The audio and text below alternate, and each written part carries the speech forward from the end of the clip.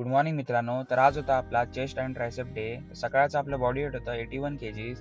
त्यानंतर कालच्या लेग डेमुळे आज खूपच लेग पेन करत होते. तरी आपण आपलं प्री घेतलं आणि जिमची तयारी करून आपण आलो जिममध्ये. मग जिममध्ये येऊन थोडा वेळ वॉर्मअप करून आपण सुरुवात केली आपल्या चेस्ट डेला.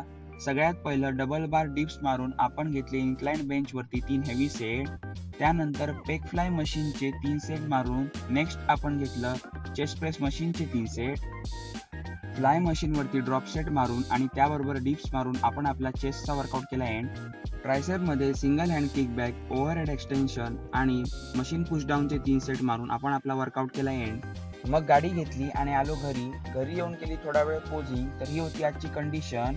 मग केला आपला ब्रेकफास्ट आणि बघत बसलो मूवी.